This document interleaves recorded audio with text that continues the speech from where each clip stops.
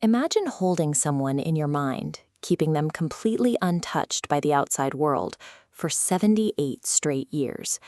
Over nearly 8 decades, the details of a face or the sound of a voice usually dissolve into static. The mind struggles to maintain an active tether to a person it cannot see, touch, or hear, often fraying under the sheer pressure of the silence. These lyrics treat this timeline as more than a poetic exaggeration. They present it as an authored blueprint for a very specific kind of survival. How does a person stay emotionally intact while living in a vacuum of this magnitude? To withstand an undurable reality, the psyche builds an alternate universe, a space that is logically sound and perfectly insulated from the passage of time. In the song, this space is called Kamal, a world that functions as a piece of rigid mental architecture. This world is built airtight. Cherished memories are surrounded by defensive barriers that lock into place. When real-world pressures strike these boundaries, the rules immediately neutralize the impact, leaving the core undisturbed.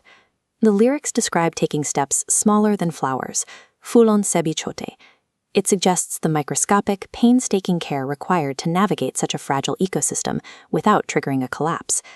This paradise operates as a high-security fortress. It is a space where every law of nature has been rewritten to protect the narrator's inner world at any cost. The narrator maintains this world by fundamentally changing how value is calculated inside it. The song introduces a specific rule: dukon vale sikke kote. The coins of sorrow are counterfeit. In this system, grief has no purchasing power. You can drop the heaviest weights of sorrow onto the scale, but the readout remains at absolute zero. By treating pain as a worthless currency, the narrator strips the real world of its ability to demand an emotional payment. Grief simply cannot buy anything here. Neutralizing this economy of sorrow acts as an intellectual rebellion, refusing to let external trauma dictate the narrator's internal state. This world isn't defined by what it contains, but by what it lacks. The lyricist builds the environment through a series of deliberate subtractions. Listen to the string of negations: no trouble, no regret, no illusion, no cruelty, no wounds. This technique creates a photographic negative of the real world. The empty spaces of this utopia trace the shape of the specific horrors found outside. This is a defensive utopia, a territory defined not by joy, but by the hard-won absence of historical pain. When this is performed for a massive crowd, it becomes a collective acknowledgement of those missing pieces.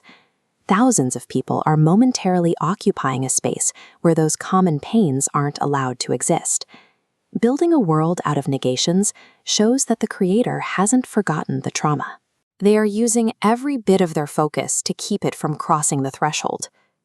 The mental sanctuary eventually hits its limit and shatters. The present day finally breaks through the insulation. The lyrics turn toward the fire. Yara sunle, jelta jahanhe. Listen, friend, the whole world is burning.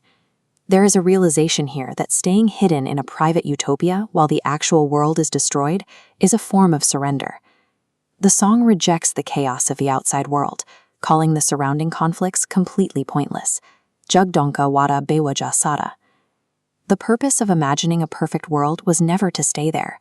It was to create a standard that reveals just how much the present day has failed. This brings the narrator to a final choice: remain in the safety of a dream or step back out into the flames of reality. The lyrics demand joint effort. Tera merahe milke bachanese. It is an admission that this world can only be saved if the individuals within it act together. This leads to the final, heavy vow of the song: Main vapas aunga. I will return. This vow bridges the 78-year divide. It is the moment the internal sanctuary and the external reality are forced to occupy the same space. A long-term separation only truly ends when the dream of a better world is dragged out of the mind and into the light of the waking world.